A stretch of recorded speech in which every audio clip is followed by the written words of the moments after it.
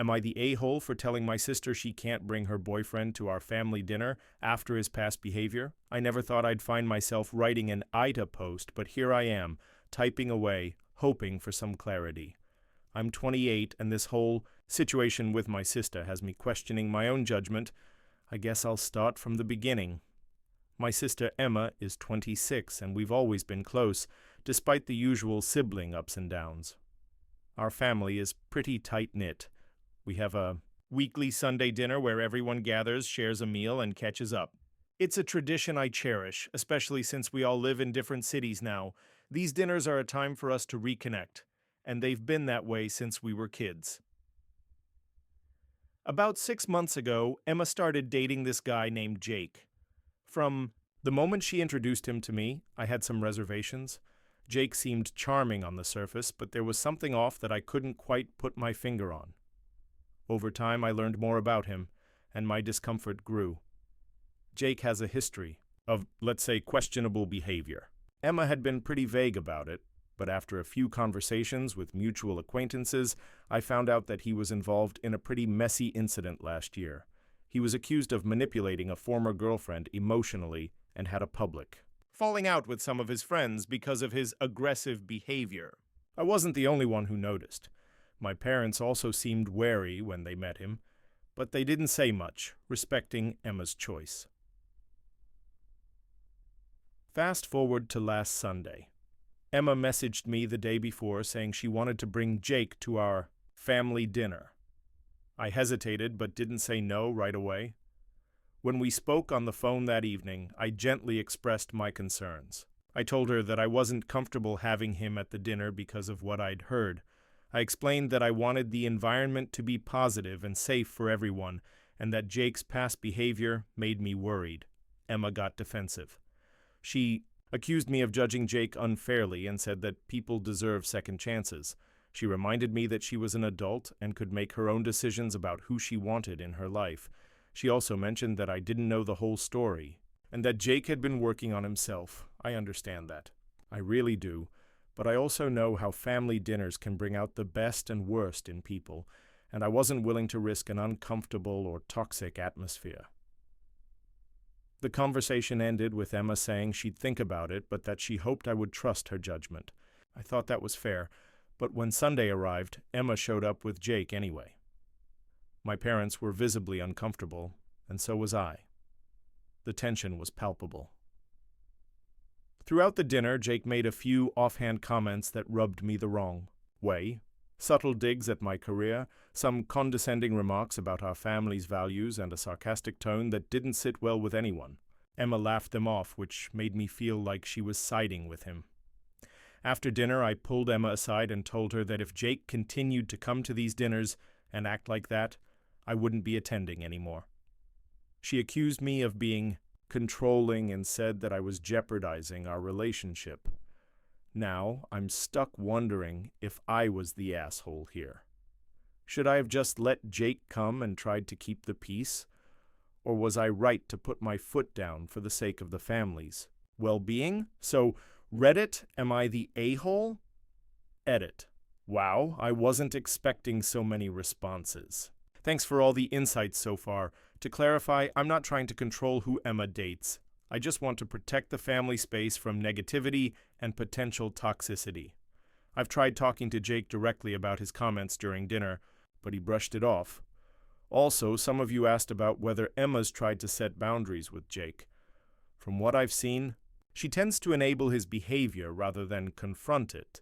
I'm going to try to have a calm conversation with Emma soon, but I'm still unsure how to navigate this without causing a bigger rift. Update. After reading your comments, I realized I needed to approach this differently. I reached out to Emma, expressing that my concerns come from a place of care and that I want to support her happiness, but also maintain a positive family environment. We had an honest talk where Emma opened up about why she felt defensive. She felt like I was attacking her judgment and her relationship. I apologized for not being more empathetic and acknowledged that I might have been too rigid. Emma promised to talk to Jake about his behavior at family events and to be more mindful of how he interacts with everyone. We agreed to give it another shot with clear boundaries. Family dinners last weekend were much better. Jake made a genuine effort to be respectful, and Emma seemed happier. I still have my reservations, but I'm willing to be patient and see where this goes. Thanks again. Reddit. Sometimes it takes an outside perspective to see the bigger picture. I told my sister she couldn't bring her boyfriend to family dinner because of his past and present behavior. She did anyway, leading to tension. Now I'm wondering if I was too harsh or justified. Aita?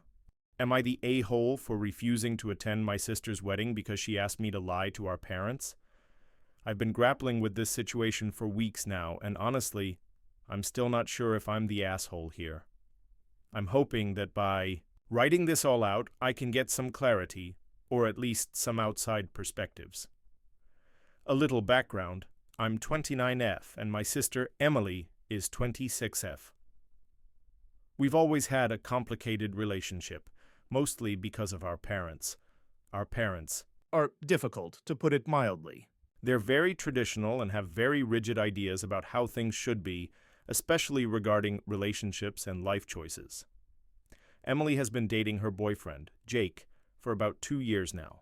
Jake is great, kind, funny, and genuinely cares about Emily. The problem is, Jake is from a different cultural background, and our parents have made it clear from the start that they don't approve. They haven't been rude to his face, at least not that I know of, but they've made plenty of snide comments and have basically put Emily under pressure to break things off or keep the relationship completely secret. Emily decided to keep seeing Jake despite this. She told our parents about the relationship once, and it didn't go well. Since then, she's been trying to balance things, not wanting to upset them, but also wanting to be with Jake. Fast forward to recently, Emily and Jake got engaged. She told me first, and I was genuinely happy for her. I've always wanted my sister to be happy, even if our parents never came around to accepting Jake. Here's where things get tricky. Emily asked me for a favor. She wants me to attend the wedding, which is in about 3 months, and pretend that our parents know about Jake and have given their blessing. She said the wedding will be small and mostly people who are close to us, but she doesn't want our parents to feel like they're being shut out or embarrassed. She asked me to tell our parents that the wedding is a surprise and that she's planning to announce the engagement to them during the ceremony, but in reality, she wants me to lie and tell them that they're already on board. She's afraid that if they don't feel included, they'll cause a scene or refuse to show up. I was taken aback. I understand her desire to avoid conflict, but I don't feel comfortable lying to our parents, especially about something this huge. I told Emily that I couldn't do that. I said I'd support her and be there for the wedding, but I wouldn't lie to our parents. She was upset. She said I was being petty and that I wasn't thinking about the bigger picture. She said that if I didn't help her, she might not even have the courage to invite our parents at all. I told her that while I want her to be happy, I can't be complicit in a lie that might make things worse in the long run. If our parents find out, and they probably will, it could damage our relationships even more. Since then, she's been distant. She's told some mutual friends that I'm being difficult and unsupportive. I've gotten messages from other family members asking me to smooth things over and make sure the wedding doesn't turn into a disaster. I'm honestly torn. On one hand, I want to support my sister and be there for one of the most important days in her life. On the other hand, I don't want to lie and potentially make a bad situation worse. Reddit AIT for refusing to attend my sister's wedding because she asked me to lie to our parents? Edit to add. A lot of people have asked about whether I've talked to our parents directly. I have, but they're very set in their ways and have made it clear that they don't want to accept Jake. I've tried to mediate, but it's complicated. Emily wanted me to help keep the peace during the wedding, which is why she asked for the lie. Update: after reading the comments and thinking a lot, I talked to Emily again. I told her that I want to find a way to support her without lying. We're now planning to have a frank conversation with our parents before the wedding, with me there to help facilitate. She's hesitant, but agreed to try. I think this is the best path forward. Thanks for all your input. Am I the a-hole for refusing to forgive my sister? It was Friday evening when I sat down at my kitchen table, the weight of the day's events pressing down on me like an anchor. The sun had just set, painting my small apartment in muted shades of orange and blue, and the silence was almost deafening. I might have turned on some music, but the thought of drowning out the memories felt wrong. Instead, I poured myself a glass of red wine, hoping some liquid courage would help me make sense of it all, or at least give me enough guts to finally post on Reddit and ask, Aita? The past 2 weeks had unraveled in ways I could never have predicted, leading to a confrontation with my sister Rachel that turned my world upside down. Rachel's laughter used to fill our family gatherings, but now its absence echoed painfully. I took a deep breath and remembered how it all began. It was my birthday when everything changed. I had been looking forward to this celebration, a chance to reconnect with friends and family over food and drinks, but the closer we got to the date, the more anxious I became. My relationship with my sister had always been strained. Growing up, Rachel had always been the golden child, straight A's, an athlete, and a social butterfly. I, on the other hand, was the quiet one, content to sit back and sketch worlds far different from our own. The disparity in our personalities created rifts that only seemed to widen as we grew older. On the day of my birthday, I had carefully planned a small gathering at my apartment, inviting close friends, my parents, and Rachel. I thought perhaps this would be a turning point for us, a chance to heal old wounds and let bygones be bygones. As the time approached, though, I received a text from Rachel that set off alarm bells in my head. Hey, can't make it tonight. I need to stay late at work. I'm going to grab drinks with some colleagues instead. I felt a sting at those words. While I understood that work commitments could pop up unexpectedly, the timing felt off. My birthday? It seemed as if she were choosing her colleagues over me once again. I pushed the thought aside and went ahead with the party, hoping to put on a brave face. The night went well, but there was a hollow feeling in my chest every time I glanced at my phone. I expected a text or call from Rachel, perhaps even an apology for missing out, but nothing. When I woke up the next morning, I resolved to let it go. I had plenty of friends and loved ones who were present and made the night unforgettable. That was until I stumbled upon a photo on social media later that week, a picture of Rachel beaming next to our childhood friends at a bar, beer in hand, laughing carelessly. I felt a surge of betrayal. How could she treat our relationship so lightly while investing herself in friendships that came and went like the seasons? That night, I confronted her. Really, Rachel? You couldn't even bother to text me? Calm down, it's just a party, she replied dismissively. It's my party, my birthday. Don't you see the difference? My hand waved toward her like I was trying to throw her words back at her, but she just rolled her eyes. Geez, you're acting dramatic. I had plans already and things happen. My frustration boiled over, and before I knew it, I was pouring out years of pent-up annoyance. Each barb hit harder than the one before. I talked about her lack of support, her neglect of our sisterly bond, and how I felt like an afterthought in her life. Rachel's expression shifted into a mask of hurt, but I was too far gone to care. Things aren't always about you, you know, she finally shot back, her voice quiet but steady. Then why do you insist on making it seem that way? That was when the laughter stopped. The air turned heavy with our unresolved issues. She stood staring at me for a moment before walking away, leaving me hollow. A day went by, then 2. I kept hoping she'd reach out, that she'd apologize for her inconsideration, but I heard nothing. I finally made the decision to post on Reddit. As I typed the details into the AETA subreddit, I wondered if I was at fault for wanting my sister to care. Am I the asshole for expecting my sister to prioritize me on my birthday? I've always felt like I'm in her shadow. The responses flooded in. Some told me I should have been clearer about my expectations. Others sympathized, sharing similar experiences with their siblings. The support began to buoy my spirits until a notification popped up.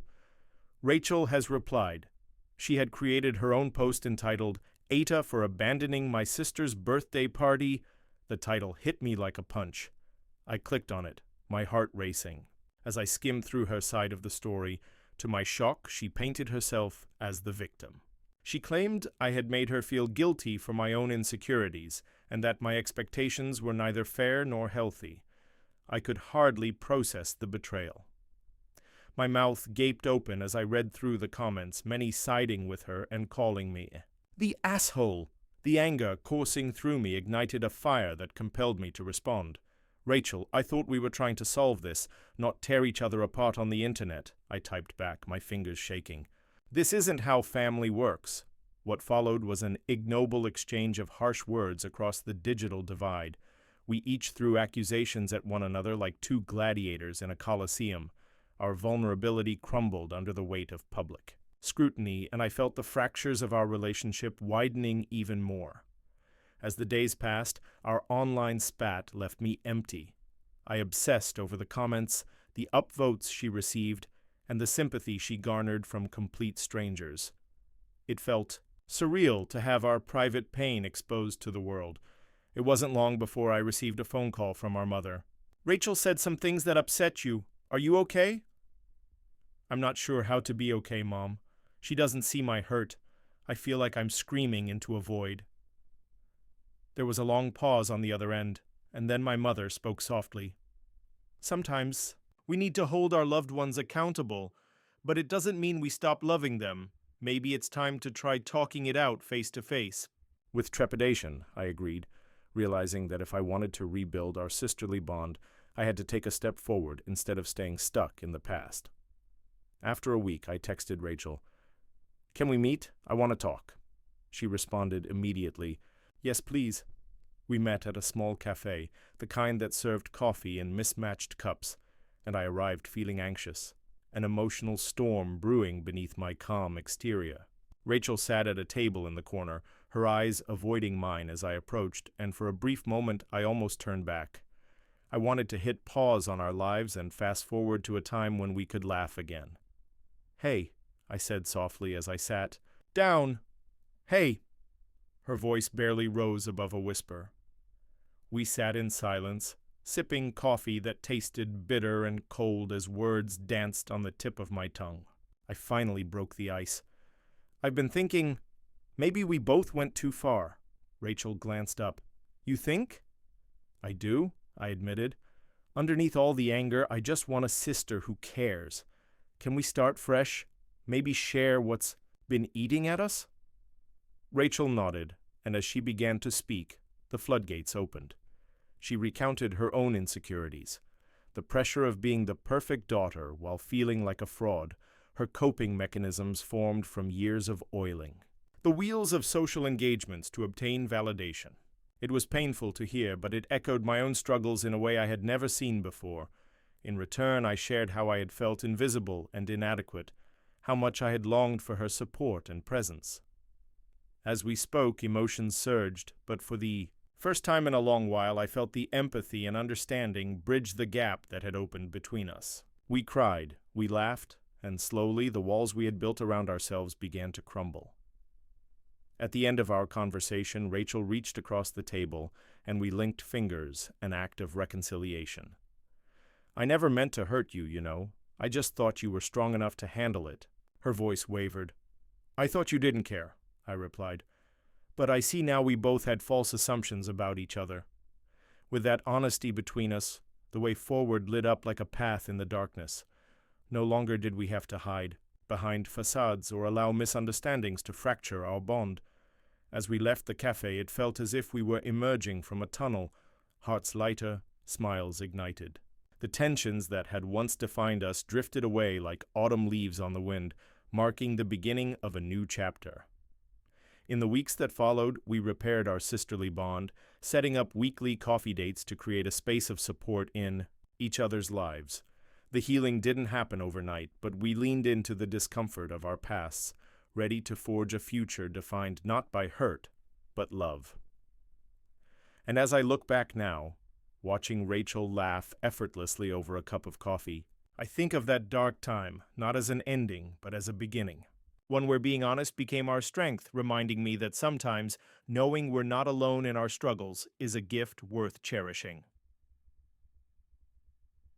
Aita, in the end, we were both a little bit of the asshole, but ultimately, we learned to hold compassion. For ourselves first, so we could give it back to each other. I never thought a Reddit post would become a pivotal moment in my life, but here I am, sitting in a dimly lit cafe, sipping lukewarm coffee, contemplating whether an entire internet community would perceive me as the villain in my own story. AET, am I the asshole? I could barely wrap my head around that acronym when I first stumbled upon the subreddit, but desperation had led me here. Initially, it all seemed so simple. My name is Amelia, a 28-year-old graphic designer living in Seattle. My life had always followed a precise track: earn a degree, secure a stable job, find a comfortable apartment, maybe even foster a cat. There was never any deviation from my calculated path, but here I was facing a crisis that turned my neatly packaged life upside down. After 3 years in a steady relationship with Jason, the man I thought I'd marry, I found myself at a crossroads. The trouble didn't begin with Jason. It started with a dream of my own. As spring rolled around, I was inspired by the patterns of blossoms and the changing light to pursue my real passion, painting. I had dabbled in it throughout my life, always sidelining it as a hobby instead of the vital expression it truly was for me. Now I felt an insatiable calling to commit fully and chase the dream of having a solo gallery exhibition. When I shared my ambition with Jason, I expected excitement, or at least support. Instead, he frowned. "Amelia, you know we're saving." "To buy a house, right?" he replied, flipping through our joint savings plan on his phone. "When will you have time for all this? You need to focus." For weeks I'd felt invisible in our relationship, as though my dreams were mere shadows against the bright light of practicality that he stood in. The aftermath of that conversation left a bitter taste. Year after year I had put my needs on the back burner. I wondered then if chasing my passion would be selfish, but deep down I craved it. More than security, more than comfort. I needed to believe in myself. That urgent feeling led to an impulsive decision. I signed up for a 2-month art residency in a small coastal town, hoping to immerse myself entirely in creating. It felt exhilarating, like the lift of a weight I had carried for too long. When I told Jason, his expression morphed from disbelief to frustration. "Amelia, you can't just run away from responsibilities. What will people think?" he spat, and the disappointed tone cut deep, reminding me of the times I'd slimmed down my passions for him. "What if nobody thinks anything, Jason?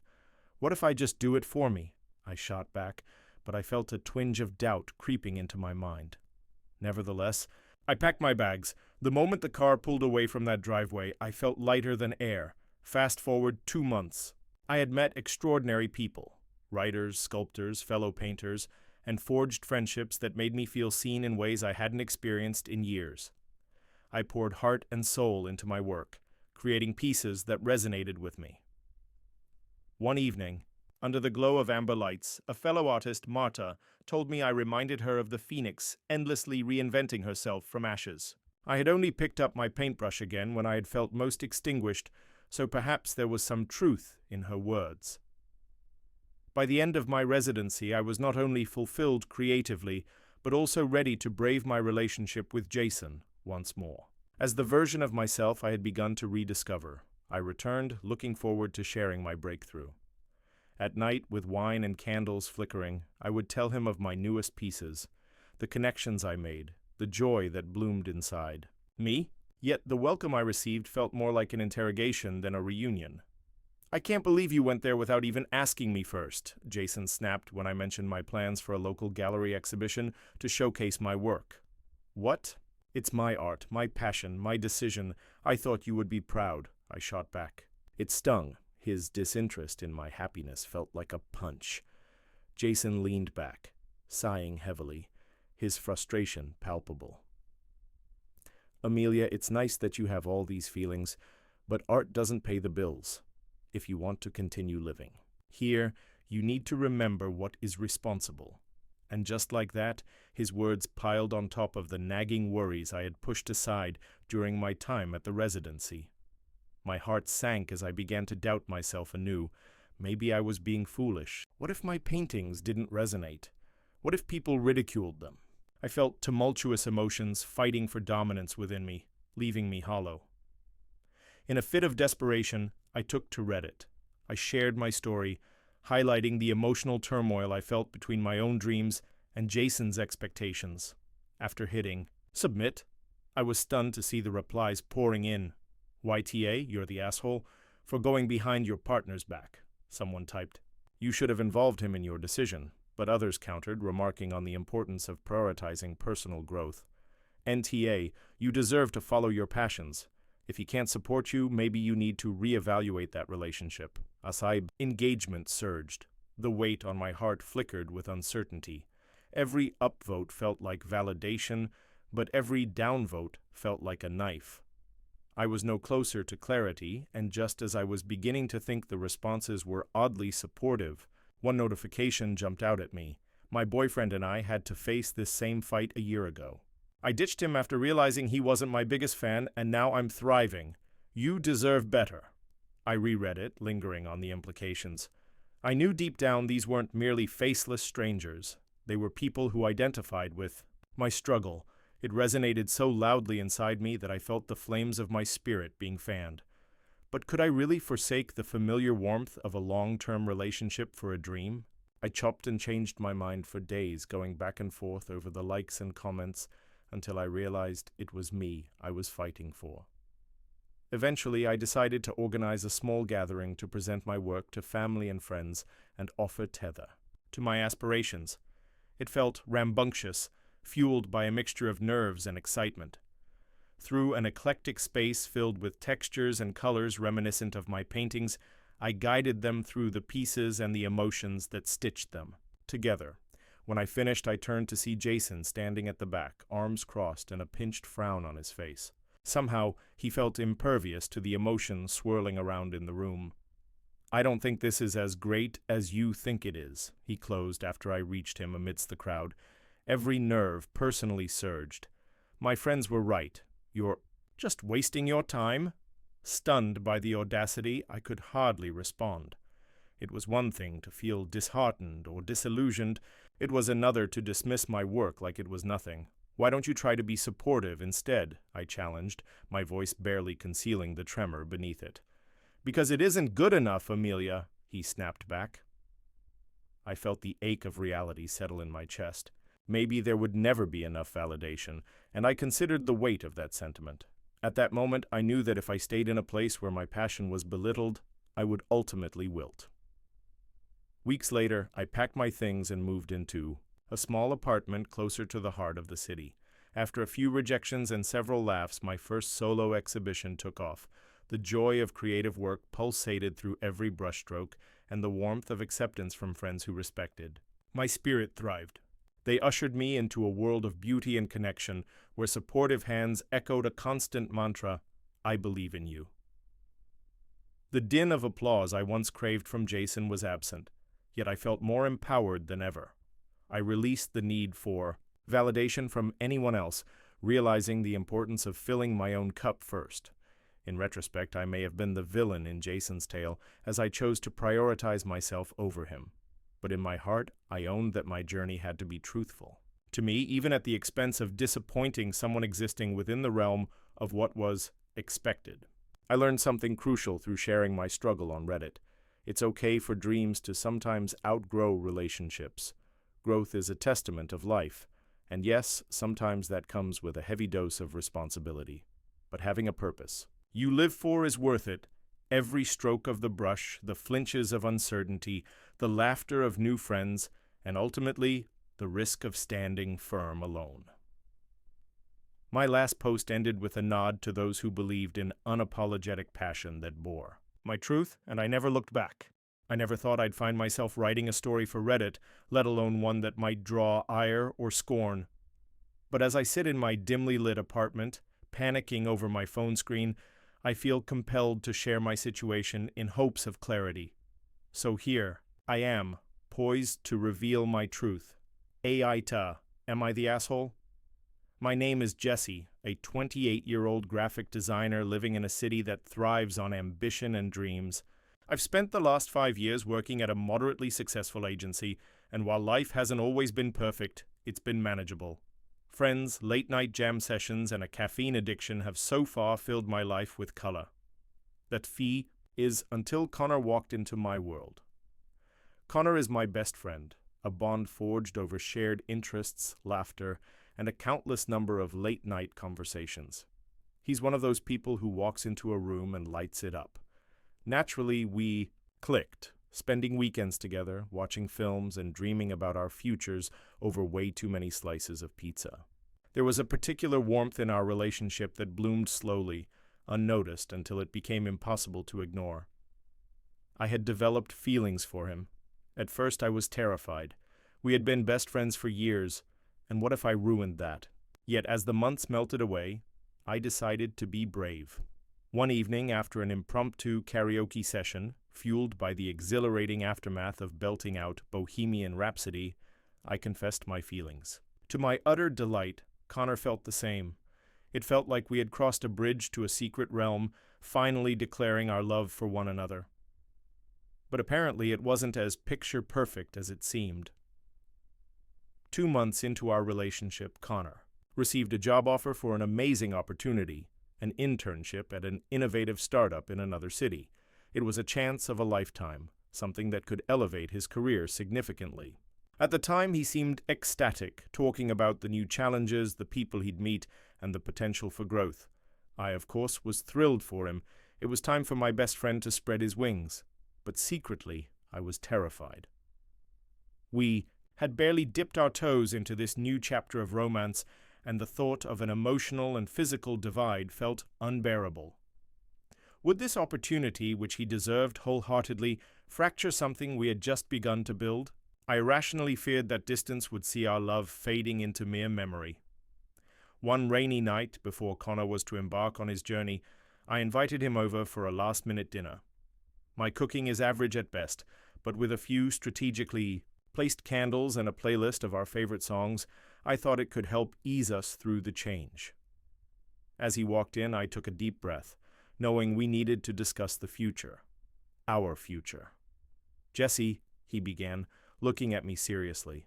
"Are you okay? You seem a bit off." I fumbled with the spaghetti on my plate. "I was just thinking about your internship. What's it like to know you're going to—" I trailed off, unable to finish the sentence. "Leave? It'll be great. I can't wait to start, honestly," he said, a gleam of excitement in his eyes. "Maybe I'm just being selfish, but—" I paused, weighing my words carefully. "I can't help but worry about us." His expression turned solemn. "This doesn't have to change anything between us." There was sincerity in his voice, and I believed him. But in my gut, doubts ricocheted fiercely. In the days leading up to his departure, I noticed myself pulling away. I reassured Connor that I was fine, but inside, I was unraveling. On his last night in town, he showed up at my doorstep holding a bouquet of half-dead flowers and a lopsided grin. It was cold outside, and despite the rain, the moment felt electric. He led me to our favorite spot at the park, where countless memories were etched between our laughter and whispers. As we sat on the damp grass, I felt my heart tighten. "Promise me you won't let this internship change us?" he asked. "We can do this, Jess. I'll call every day and we'll FaceTime, I swear." I wanted so badly to believe him, but no sooner had he said the last word than the turmoil in my heart erupted. What if that's not enough? You'll meet new people, make new friends. You're going to be amazing there, and He brushed his hand against mine, silencing my spiraling thoughts. "Listen, you're my best friend. I'm in love with you. No matter how far apart we are, that isn't going to change." My resolve faltered. I wanted to believe him, and for a fleeting moment, I thought of how beautiful love could be. But then reality crept back in. I wish I could believe that, but it's hard, you know? The next morning I drove him to the airport, fighting the tears that threatened to spill. The car ride was filled with awkward silence, both of us aware that this was a major juncture, an emotional crossroads. "I'll text you when I land," he said, giving me one last hug before running inside. I stood there, numb, imagining the distance stretching between us, and I wished I could reverse time. When Connor flew out, my heart broke. It felt like part of me was lost in transit. We began our long-distance relationship with optimism, exchanging late-night calls and silly memes. Gradually, however, the calls felt forced, and over time, emptiness replaced the longing. I missed the flutter of his laughter, the warmth of his presence. As weeks turned into months, I found myself spiraling, deeper into discontent. I loved him, yes, but I began to wonder if love alone was enough to make this work. Perhaps I was too selfish. Perhaps he deserved the chance to chase his dreams without me complicating things. One idle Tuesday afternoon, feeling overwhelmed. With uncertainty, I agreed to meet my friend Mia at a local cafe. I needed an escape, a reprieve from the haunting distance that carved up my heart.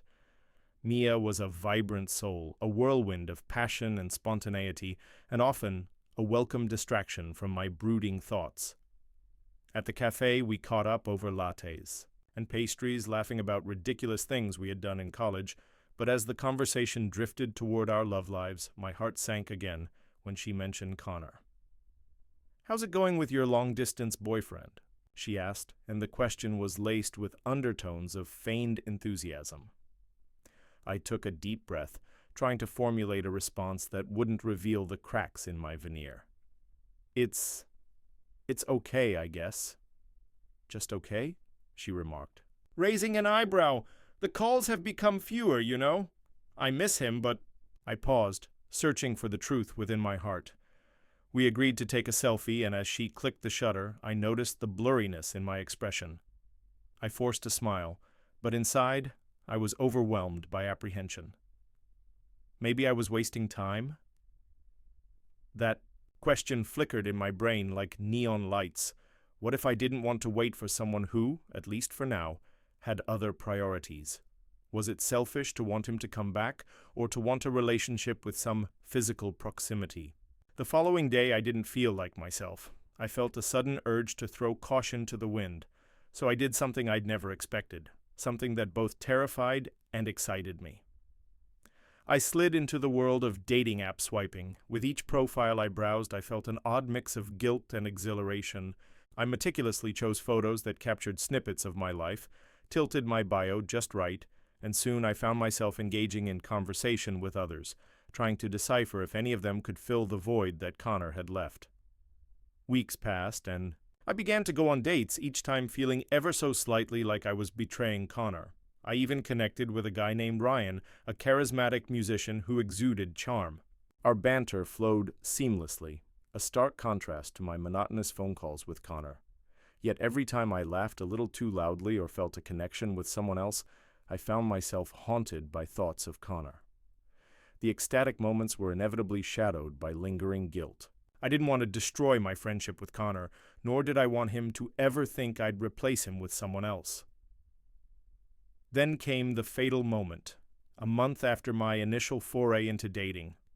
I had just returned from a date with Ryan, feeling exhilarated but strangely hollow.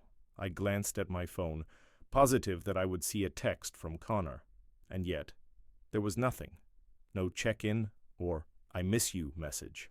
I felt a lump in my throat, anger bubbling up. In the sleepless hours that followed, I made a decision that changed everything. It wasn't right to keep lying to either of us.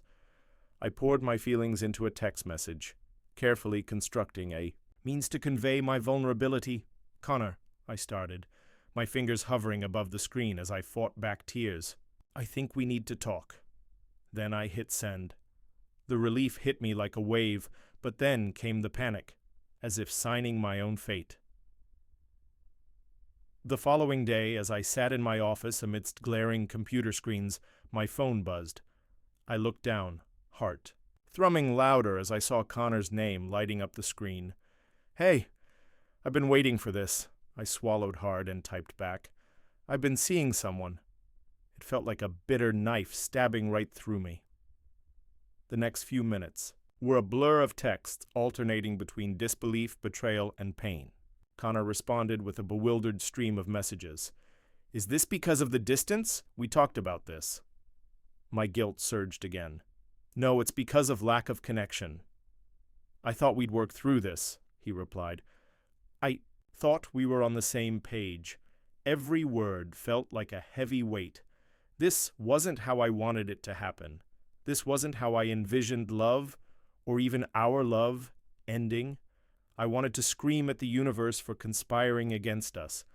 That's the thing, Connor. We haven't even tried to work through it. Silence followed, and I closed my eyes, feeling the wave of defeat crash over me. His response came slowly, and when it did, it felt like the knife twisted deeper. We could have tried harder. Before my conscience could waver, I was determined to make things right. Again, my fingers danced over the screen. Maybe you're right. Maybe we didn't fight for it. I'm here. We can make it work, Jesse, he responded, full of earnestness. But the truth was, I was already on a different path. Feeling the weight of my betrayal, I hesitated before typing my last message. I care about you, Connor. I do. But it's hard to keep waiting for something that feels distant. And that was it. The choice had been made, albeit reluctantly, and there was no going back. Months passed, and with them, I learned to navigate my own aftermath. It wasn't easy. The echoes of our connection haunted me. I spent time with friends, eventually finding comfort in the company of Ryan and discovering my own rhythm in the chaos of life. But in those quieter moments when loneliness crept in, the what-ifs of Connor and I lingered heavily. Did I give up too soon?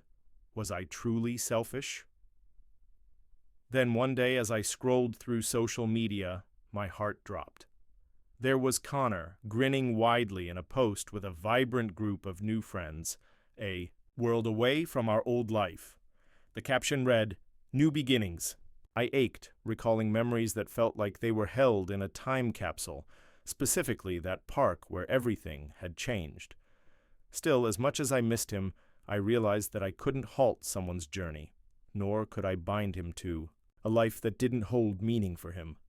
A few days later, that haunting thought struck me again. Aita?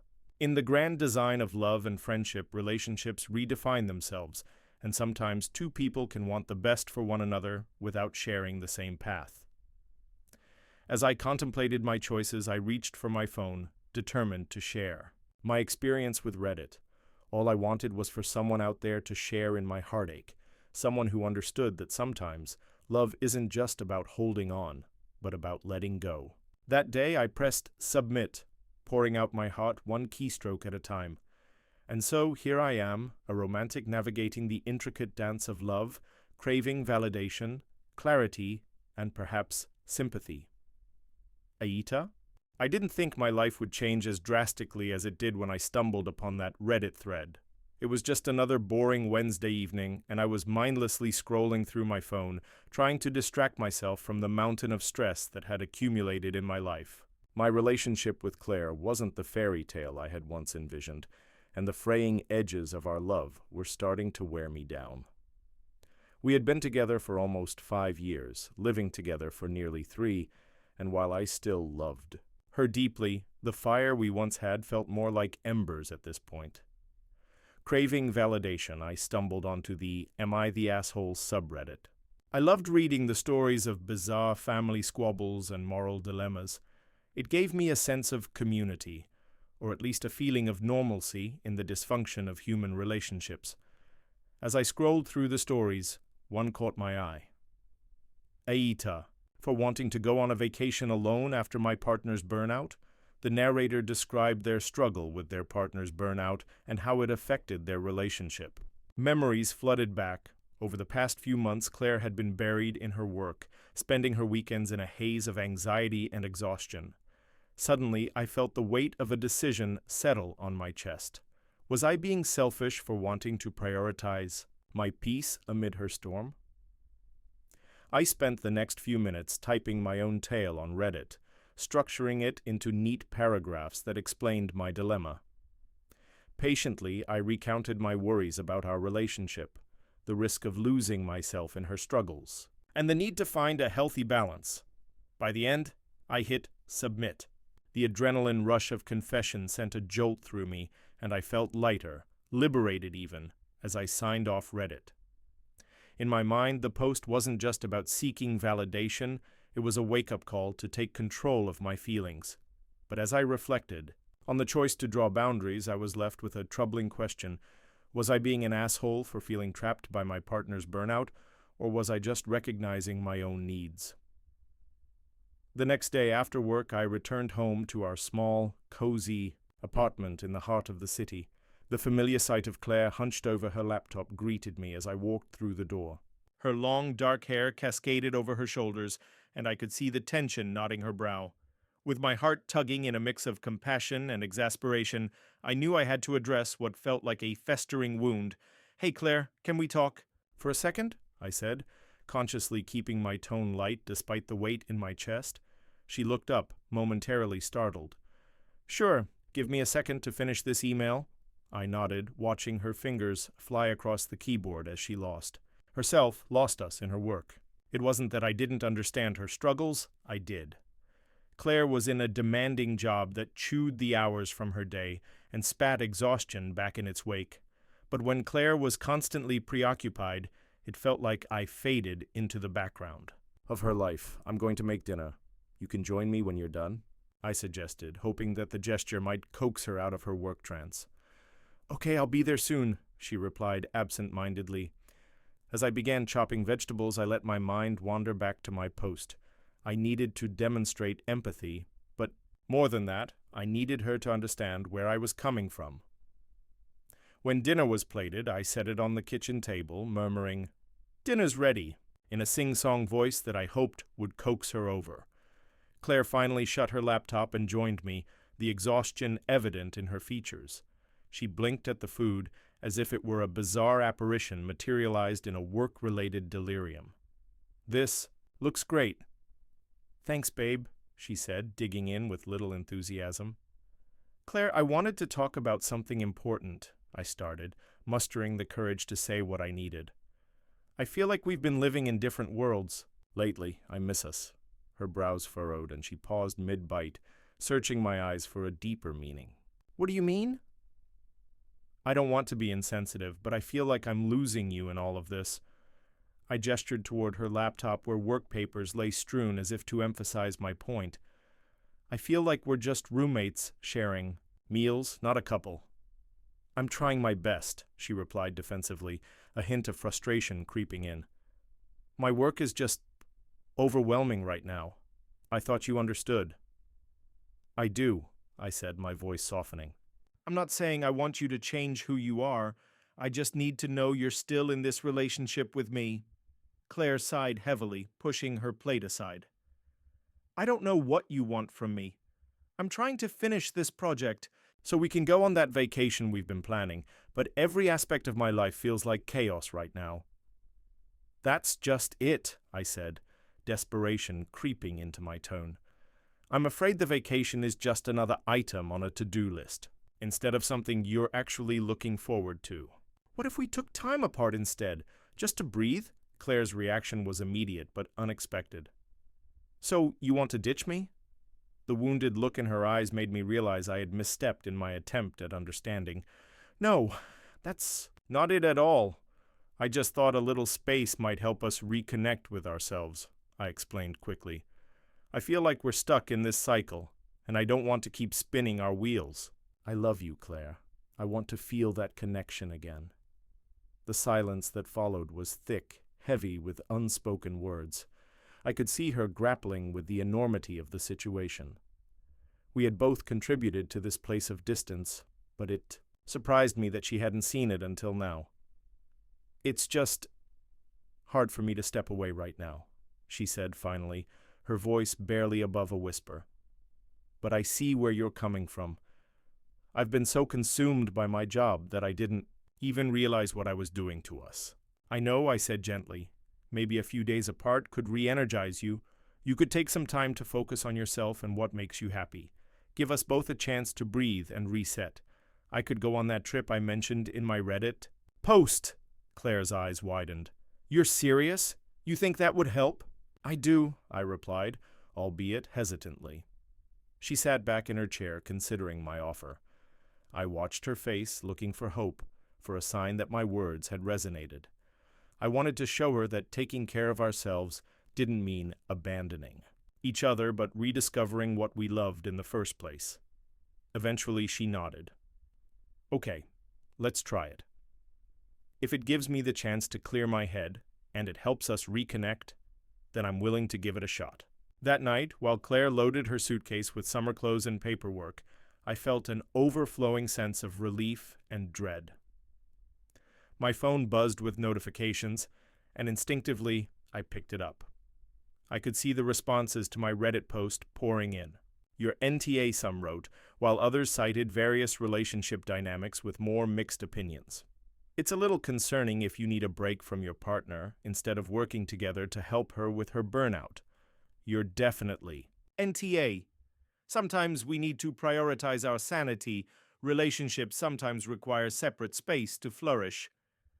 As I scrolled through the reactions, Claire joined me on the couch, anticipation swirling in her eyes. What are you reading? Just a Reddit post. I shared a bit about our situation, I admitted, feeling suddenly vulnerable. Sharing this intimate part of our lives with strangers felt both freeing and intimidating. What did they say? Claire asked, leaning closer to read over my shoulder. Mostly they think I'm not the asshole for wanting a break, but they also have some valid concerns about how we communicate. Claire nodded, her expression now thoughtful. I appreciate you sharing that. It shows that you're also trying to find a way forward, and we both need that. The days turned into a temporary mix of independence and reflection. I spent my time visiting friends, exploring the city like a tourist, and reconnecting with parts of myself I hadn't realized had been neglected. Meanwhile, Claire spent her days buried in work, but gradually began taking walks, joining yoga classes, and having brunch with old friends. We both discovered profound realizations in our solitude. I could enjoy life outside the confines of work and relationship stress, and Claire found space for moments of self-care that had long been ignored. The week passed in a blink, and surprisingly, our reunion felt like being injected with new energy. Claire met me at a local cafe, sparkling with a mixture of excitement and apprehension as we came together again. I missed you, she said, wrapping her arms around me. The warmth of her embrace reminded me of why we existed in each other's lives. I had missed her too, the familiar scent of her hair, the way she would smile when she saw me light up over coffee. It all came rushing back, making me realize how much I needed this connection to flow again. We spent the evening reminiscing and sharing what we had learned about ourselves. Our vulnerabilities matched with newfound strengths. The walls built from stress were slowly peeling back, exposing the love that had always been there. I'm so glad we did this, Claire said as we clinked glasses of wine. This space helped me see what was important. You're so important to me, and I'm sorry if I took us for granted. I feel the same way. I think we just needed a reset, a chance to breathe life back into our relationship. I took her hand, squeezing it gently. Let's be more mindful of how we both feel moving forward, okay? Absolutely. We still had work to do. This wasn't a magic cure-all for the strains of adulthood, but as we united in our conversation, I knew this journey was just the beginning of rebuilding and growing together.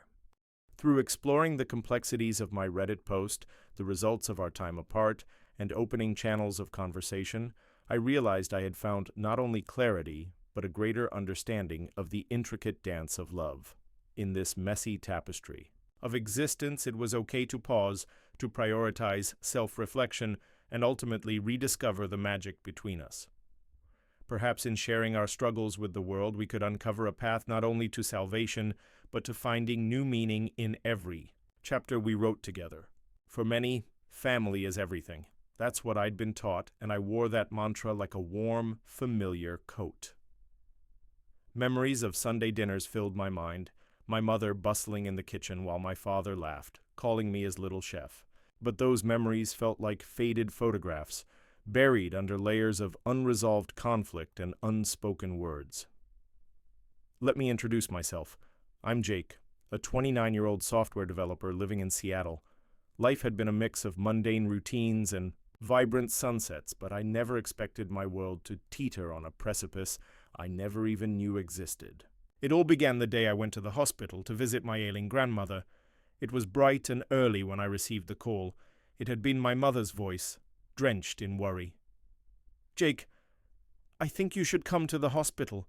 It's Grandma." She trailed off, and the silence that followed was suffocating. I'd always had a prickling intuition that my grandmother, Magda, was the core of my family's complex dynamics. She was the matriarch of our sprawling family tree, the one who glued us all together. A kind woman with a fiery spirit, a spirit I thought would never wane.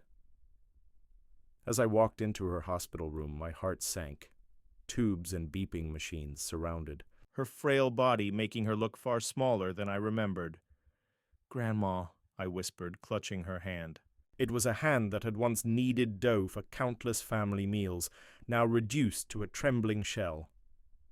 She turned her gaze towards me, a spark of recognition passing through her eyes.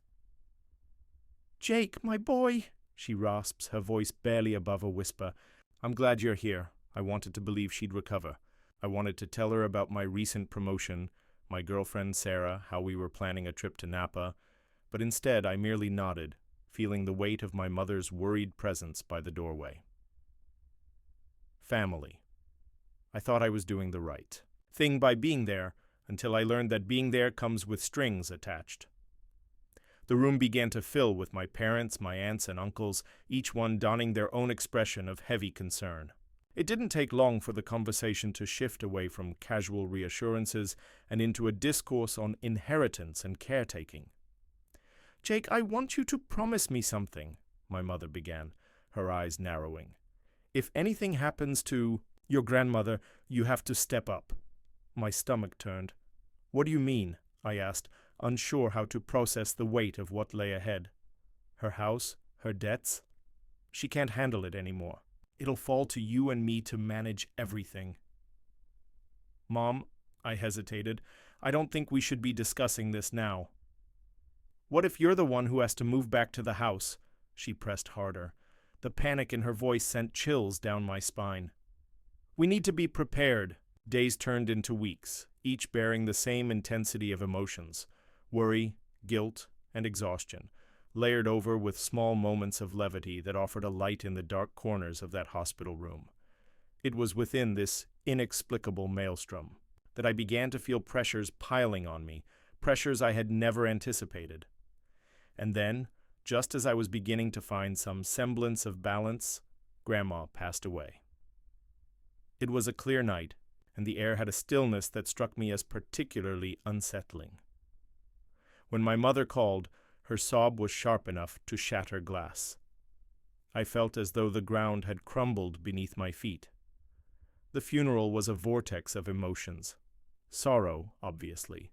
But there was discomfort at the edges of the grief as finances loomed large like storm clouds threatening to burst. As words were exchanged about the estate, I felt resentment bubbling beneath my skin. My Aunt Linda whispered to my mother, "He should handle her finances now that he's got a good job." My heart raced. I couldn't shake the feeling that I was being thrown into a role I never signed up for. I didn't even want to take over her finances. "Why should I be responsible for everything?" I muttered to Sarah later that night. "You don't have to, Jake," she said, her voice steady. But I couldn't hear her reassurance. Instead, I began to feel an overwhelming sense of obligation encasing me. The weeks passed with a parade of legal documents and appraisals piling up on my desk. The small house in West Seattle had memories festering within its walls, but it also had on its title a mountain of debt my grandmother had accumulated over time. Suddenly, I wasn't merely mourning. I was grieving the loss of not just my grandmother, but the very autonomy I had enjoyed, the freedom to chart my own course. It was during this tumultuous time that Sarah, ever supportive, suggested we get away together. "Let's just for a weekend," she encouraged. "You need a break." Reluctantly, I agreed, wanting to escape the whirlwind of drama. We rented a small cabin in the woods, a world away from the chaos of the city. Nature enveloped us, with trees standing like ancient sentinels. I attempted to clear my mind, but every gust of wind whispered reminders of the weight I was carrying. "Jake, talk to me," Sarah insisted on the second night under a starlit sky. I just feel stuck, I finally admitted. Family obligations, money troubles, and I don't even know if I want to move back to Grandma's house. I worked hard to build my own life here. This isn't just a funeral, it's everything I feared about family, being expected to put aside my life for theirs. She remained silent for a moment, the crackling of the fire the only sound. What do you want? I blinked against the flickering flames. The question hung in the air like a ghost, and I felt tears prick at my eyes. I want to be free, to follow my dreams and be with you, not have to sacrifice everything I've worked for because of monetary obligations. Sarah nodded. Then that's what you need to focus on. But returning home, the weight felt heavier than ever. My mother approached me, her expression unreadable. You have to take the reins, Jake. It's not your fault, but it's your responsibility. Now, I felt a surge, a clarion call rising from deep within. Mom, I understand family ties, but I can't just drop everything. I'm not equipped to deal with this. The silence that followed was deafening. My mother's sharp inhalation felt like a blade, slicing through the tension. Are you choosing your girlfriend over your family, Jake? I'd walked into a trap, and I knew it. I'm not choosing, I said, desperately trying to reclaim control of the conversation. I just don't want to destroy my life for a situation that isn't my fault. Don't go making this about you, she shot back, hurt flashing across her face. You could help us. You should help us. Was this what family meant? Sacrificing my dreams to shoulder burdens I didn't create? The resentment coiled like a serpent in my gut. Aita for wanting to live my own life while my family leans on me, I thought, half amused at myself for quoting Reddit instead of addressing the real issue. The family chat turned into a small-scale war. Old grievances flared up, and each exchange felt like a game of emotional tennis, albeit with stakes that were too monumental for my liking. Comments about my lack of commitment to the family legacy danced dangerously close to the topics that had long simmered unspoken. Weeks later, when the dust settled and the tension barely hung in the air, I made a choice. I called a lawyer, laid out the assets and debts, and chose to sell Grandma's house. Financially, this was my best option to ensure I wouldn't drown trying to tread water in an ocean of obligations I didn't create. When I broke the news to my mother, she was furious. You're throwing away everything she built. Her voice trembled and a storm brewed on her brow. No, Mom, I'm trying to save myself, I replied as I fought to keep my voice steady. I love Grandma, but I need to live for myself. Days turned into a month, and the sale went through. I felt a mix of relief and guilt. My mother's disappointment weighed heavily on my chest, but a voice inside me chirped that I had done the right thing. On the surface, I was terrified I'd end up as the villain of the family narrative. Days passed, and as I sat in my small apartment, soaking in the changed atmosphere that now felt more like my sanctuary than a shared burden, I reflected on the lessons learned. In cutting the ties that bound me, I hadn't severed my love for my family. I had only begun to understand the meaning of love, what it meant to put my happiness first without guilt creeping in. The world had kept spinning, yet a liberation washed over me. I didn't need to build my life around obligations. I started, focusing on constructing the version of life I wanted. I never got to the final confrontation or the acceptance that often closes such stories. Instead, I found comfort in solitude while still remaining open to what family truly meant: connection, acceptance, and the freedom to be me. If I ever found myself back in their midst, I'd embrace it all, but under no circumstances would I allow the burdens of their choices to weigh down my ambitions. The real lesson was about boundaries, setting limits of love without succumbing to the enabling comforts of guilt. And for the first time in years, I welcomed the dawn, a clean slate, ready to forge ahead into the creation of my own life. Who knew liberation could come on the heels of heartache?